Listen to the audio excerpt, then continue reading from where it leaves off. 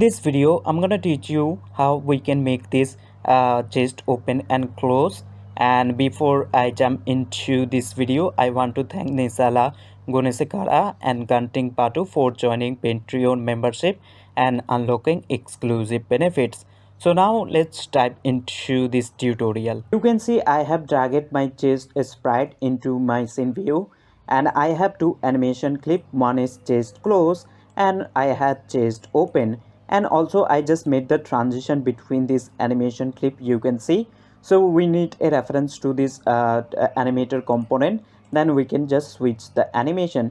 But before we do, we're gonna add some components to this chest game object. First thing, I'm gonna add a rigid body 2D component. So click on add component, and I'm gonna set the gravity scale to something like 5, collision detection to continuous, interpolate to interpolate for making smooth. And let's add two more components, one for collision detection and one for checking the trigger, basically for checking trigger. Let's click on add component, and I'm gonna add a box collider 2D, and let's adjust the collider as the size of our chest game object, just something like this, as you can see. And now we're gonna add one more component, that will be circle collider 2D. So let's click on add component, and we're gonna add a circle collider 2D, and make sure you just adjust the radius of it. So I'm gonna make it something around 3, and I'm gonna make the offset something like this much, and make sure you just check this is trigger as checked. Now we just made this so player just can trigger with this circle collider that we created. And now we're gonna make a script in order to open this chest and close this chest whenever our player game object just gonna trigger with this circle collider of this chest game object. So go over to your project tab, assets, right click, create mono behavior script, and name it to something like chest. I already created that script and I have it over here, you can see. So let's attach that script to our chest game object, and now we're gonna open that up by double clicking on it. And what we need a reference to this animator component which is setting on this chest game object. If I go ahead and then play my game, if I set this open parameter to true, you can notice it's playing the chest open animation clip. And if I set it to false, this open parameter, we can notice it's playing the chest close animation clip. So we need a reference to this animator component, then we can just set this open parameter to true or false. So let's go over to our script, and I'm gonna remove the start and the update function I don't need. Let's grab the reference. So we're gonna make a public, and the component we're looking for is animator, and we're gonna call it something like animator.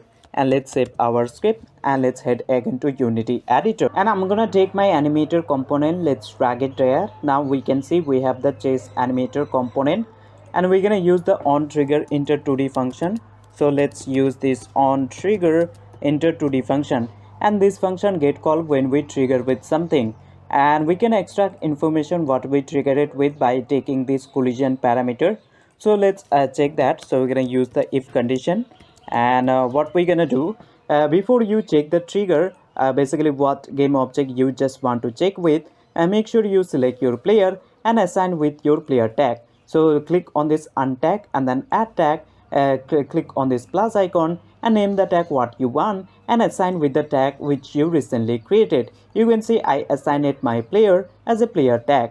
And now I'm gonna check over here. So I'm gonna use this collision parameter. So collision dot game object, it basically means the game object the circle triggered it with. So the chase circle that we create, basically the circle that we attach to this chase game object, it's gonna trigger with this player. So collision dot game object there basically means this player game object.